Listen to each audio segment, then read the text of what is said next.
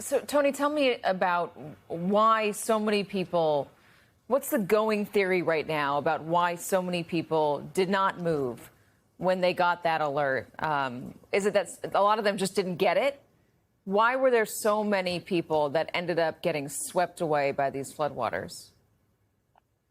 And Katie, that's one of the things that we are really trying to determine and have been trying to determine since this tragedy struck. There are a number of different factors that are in play here, and there may not be one single answer that speaks to all of the factors at play. But number one, we are being told by officials in Kerr County and people who were there when this flash flood struck, and that is potentially they may have been in an area that did not have cell phone reception. Keep in mind, this is a deeply rural area with a lot of rolling hills that may impact the ability for people to receive those alerts on their phone. But at the same time, officials and experts who work in emergency management also note that people potentially could have or should have had NOAA weather radios and whether or not those radios were turned on.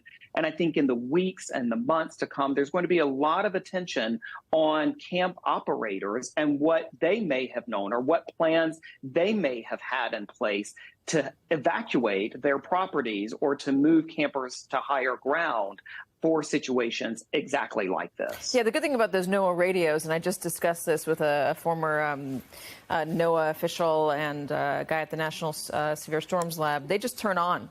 If you have them programmed to the frequency in your area, they just turn on automatically once that button is pushed at headquarters saying that there is a flash flood or there's a warning, a get out now alert in your area. So they are very effective. And they were, by the way, developed in the aftermath of a giant flood there in the 80s. Richard, I know you can speak to that better than I can. You were the 11th administrator of NOAA. When you were looking at this, and if you were still in charge, what would you be advising? Yeah, heartbreaking as this is, I think it's pretty clear that these loss of life and the damaged property, a lot of it was ultimately preventable. And it has to do with the fact that the Weather Service did their job. They put the watches and warnings out that you heard about with 3 to 4 hours of lead time prior to the very severe flooding. But at the end of the day, it's about what we call the last mile. So the message goes out, the warning goes out using language like considerable and catastrophic impact. But if the emergency managers, the people with responsibility for evacuating people or at the very least notifying those who are going to be impacted, don't get the message, don't know how to respond, then you're going to have the kind of loss of life that we saw here. And quite honestly, one of the biggest challenges is that with an understaffed National Weather Service, some of the abilities to connect with the emergency management community have probably been compromised of late. There's also an issue of trust. Have you seen a degradation of trust between people getting these alerts, Richard, and heeding these alerts? I think a lot of times people feel like, well, I've had a false alarm in the past, I won't necessarily respond. But the key there is to make sure that we're getting information to folks that are trusted by local communities. So emergency managers and personnel who are part of the community are usually well trusted. So the connection between the National Weather Service and those emergency managers is critical to get past that inherent distrust about whether I need to evacuate or I should prepare for some major outcome.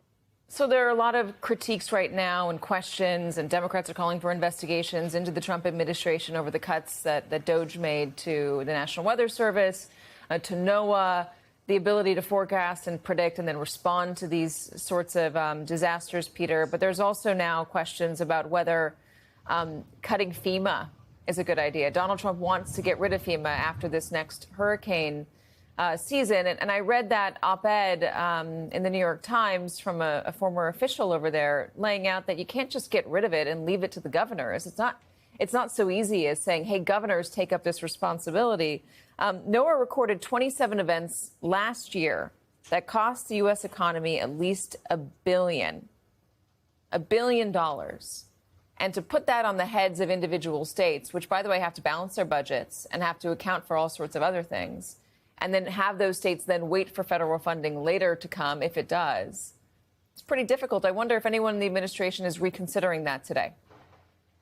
Yeah, it's a good question, Katie. I've been covering the White House now since the 90s. 5 presidents. I've traveled with all of them to disaster sites around the country, tornadoes, hurricanes, flash floods, wildfires, you name it. And every time a president lands in one of these disaster zones, what the governors tell him is they want more FEMA, not less. More FEMA, right? And this is Republican governors and Democratic governors. I've never heard a governor tell any president who was visiting a site of a national disaster, I want the federal government to do less. Now, they wanted to do better, no question about it. There are critiques of FEMA and how it has run things. As the op-ed talked about, there are people who have ideas for how it could be reformed and made more efficient.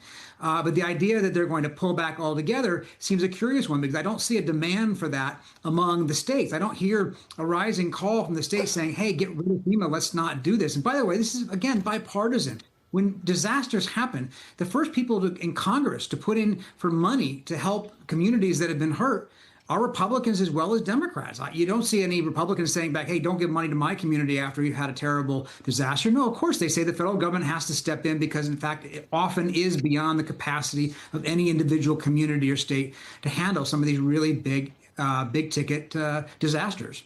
Does anybody in the administration feel free to make the argument that there is some federal funding for research for NOAA, for the National Weather Service, Peter, that is not wasteful, or is it too tied up with this GOP bugaboo of climate change?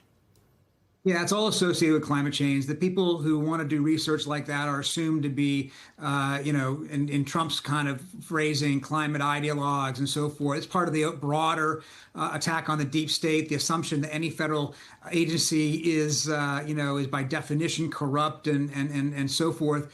And it's ideological. There's a real strong ideological belief that research into weather patterns, that funding for climate science and climate exploration is automatically suspect and therefore, doesn't have support of this administration.